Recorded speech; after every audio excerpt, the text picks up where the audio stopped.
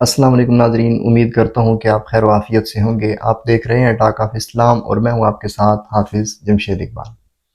नाज़रीन, आज से हम स्टार्ट करने जा रहे हैं नबी पाक सल्लल्लाहु अलैहि वसल्लम की सीरत तय्यबा पर सीरीज़।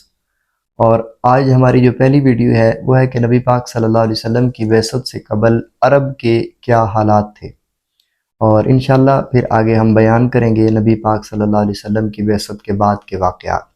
तो सामिन मोहतरम, बेसत के वक्त जो अहम तहज़ीबें थी उनमें सबसे जो बड़ी तहज़ीब थी वो जज़ीरा अरब की तहज़ीब थी। और जज़ीरा अरब में जो है वो बहीर अहमर, खलीज फ़ारस और बहीर अरब का दरमियानी इलाक़ा जितना भी था ये जज़ीरा कहलाता है, और जिसका रकबा तकरीबन 10 लाख मुरब्बा मील बनता है। और मौजूदा दौर के जो ममालिक हैं इस जज़ीरा में आते हैं वो सऊदी अरब हो गया, अमारात, कुवैत, कतर, ओमान, उर्दन और यमन की इस्लामी ममलकतें जो हैं वो इस जज़ीरा अरब जोग्राफ़ाई को शामिल होती हैं। उस वक्त ये जितने भी अरब ममालिक हुआ करते थे ये तमाम जो है ये 5 सूबों पर मुश्तमिल थे: तहामा, हिजाज, नजद, यमन और रूस। और इनकी मजहबी हालत ये हुआ करती थी, इन इलाक़ों में ज़्यादातर आबादी जो थी ये बनु अदनान कबाइल पर मुश्तमिल थी। और बनु अदनान जो कबीला था ये हज़रत इब्राहीम अलैहिस्सलाम की औलाद हज़रत इस्माईल अलैहिस्सलाम की आगे औलाद में से ये थे। और इनकी जो मजहबी रिवायात थी वो उसमें बहुत ज़्यादा दीन इब्राहीमी की झलक हमें नज़र आती थी। यानी ये अपने मुर्दों को बाकायदा तौर पर नहलाया भी करते थे और उनको दफन किया करते थे। और दूसरा ये कि अपनी ये शादी व ब्याह की तकरीबात में ये निकाह की तकरीब का भी एहतमाम किया करते थे। लेकिन इनकी मजहबी अकायद में जो एक इनकलाब बरपा हुआ था वो बदबख्त अमर बिन लही की वजह से एक इनकलाब बरपा हुआ था। ये कौन था अमर बिन लही? अमर बिन लही जो है ये कबीला बनु खज़ा का एक सरदार था, और इसने बनु इस्माइल के साथ मिलकर बनु जरहम के साथ जंग की थी। और इस जंग में उसने बनु जरहम कबीले को शिकस्त दी।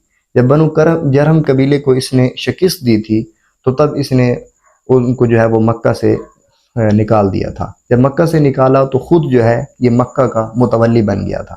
जब खुद मक्का का मुतवल्ली बन गया और कुछ अरसा के बाद इसको कुछ बीमारी लाहक हुई, और लोगों ने इसको कहा कि तुम ऐसे करो कि शाम में बलका के मकाम पर चले जाओ, वहाँ जाकर नहाओ तो तुम जो है वो ठीक हो जाओगे।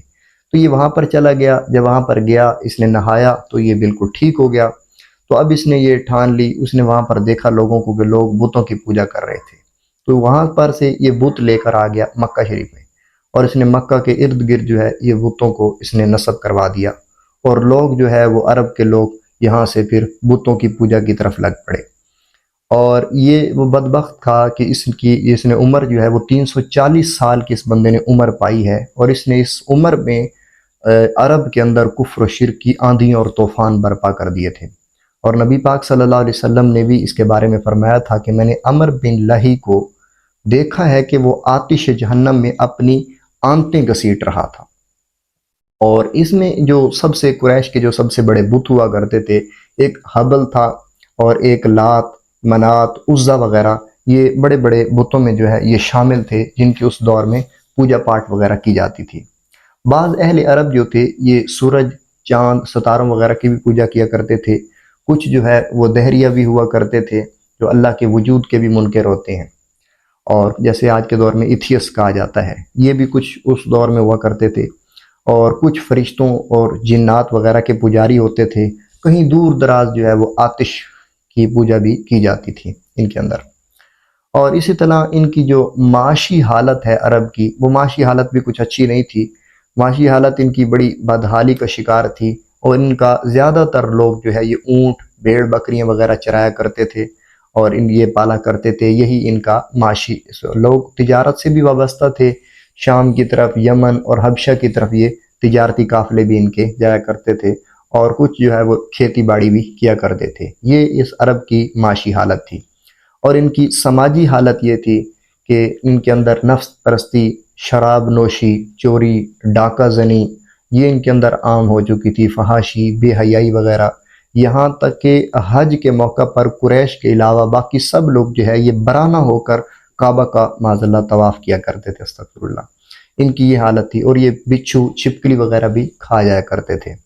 सांप वगैरह भी, और यतीमों का नाहक माल खाते थे, सूद वगैरह खा लिया करते थे। इसी तरह की इनके अंदर शराब, कुमारबाजी और इनका ये मामूल था। और नस्ली और कबायली तफाखुर हद दर्जा उरूज पर था। अदावतें, कबायली जंगें वगैरह जो है ये उरूज पर हुआ करती थी। लेकिन इनमें कुछ अखलाकी अच्छाइयाँ भी थी। वो ये थी कि ये बड़े मेहमान नवाज हुआ करते थे। और दूसरा ये कि इफ़ाए अहद और शुजात जो है वो इनके अंदर बड़ी पाई जाती थी, बड़े बहादुर हुआ करते थे। और इनकी यही बहादुरी जो है इस्लाम में भी बड़ी काम आई। और इन्होंने अरबी अदब को भी बड़ी तरक्की दी। कुरान पाक का भी जो है नुज़ूल अरबी ज़बान में हुआ, जो फ़सीह और बलीग जो है वो ज़बान थी, जो आज जो है वो दुनिया के तकरीबन 40 ममालिक में अरबी ज़बान बोली और समझी जाती है। और इसी तरह इनकी जो सियासी हालत थी, ये अरब की कोई अपनी मरकज़ी हुकूमत नहीं हुआ करती थी। यानी ये जितने बड़े 5 सूबे थे, तो इनकी अपनी तहामा, हिजाज, यमन वगैरह, इनकी कोई अपनी बाकायदा तौर पर नहीं होती थी हुकूमत। ये उस वक्त अरब के अंदर दो बहुत सुपर पावरें हुआ करती थी, ईरान और रूम। ये उनके मातहत हुआ करते थे। उनके दरमियान आपस में अक्सर लड़ाइयाँ और जंगें हुआ करती थी। तो उन जंगों और लड़ाइयों का इन पर भी बड़ा गहरा असर पड़ता था। जब नबी पाक सल्लल्लाहु अलैहि वसल्लम की बेसत का वक्त करीब आया, तो उस वक्त ईरान जो है वो सुपर पावर था, और कसरा जो है ये ईरान ही की मातहत था। और हिजाज को भी ईरान जो है वो अपने ही मातहत समझता था। तो लिहाजा जब नबी पाक सल्लल्लाहु अलैहि वसल्लम ने ऐलान नबूवत फरमाया, तो आपने ईरान की जानिब भी जो है वो ख़त भेजे कि मैं अल्लाह का नबी हूँ। तो उसने जो है वो बड़ा आग बगोला हो गया, जो उस वक्त का हुक्मरान था। उसने बाज़ान को भेजा, अपने वज़ीर को, कि जाओ उसको समझाओ कि वो बाज आ जाए, नहीं तो जो उसका सर काट कर मेरे पास लो, मेरी रियाया होकर मुझ पर जो है वो हुक्म धरता है।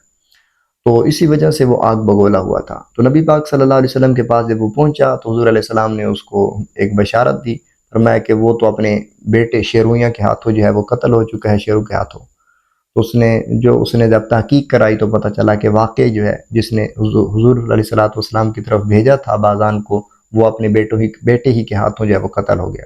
तो बाज़ान ने जब नबी पाक सल्लल्लाहु अलैहि वसल्लम का ये मौजज़ा देखा, तो वो कलमा पढ़कर मुसलमान हो गया। जी तो नाज़रीन, ये उस वक्त अरब के हालात थे नबी पाक सल्लल्लाहु अलैहि वसल्लम की बेसत से क़बल।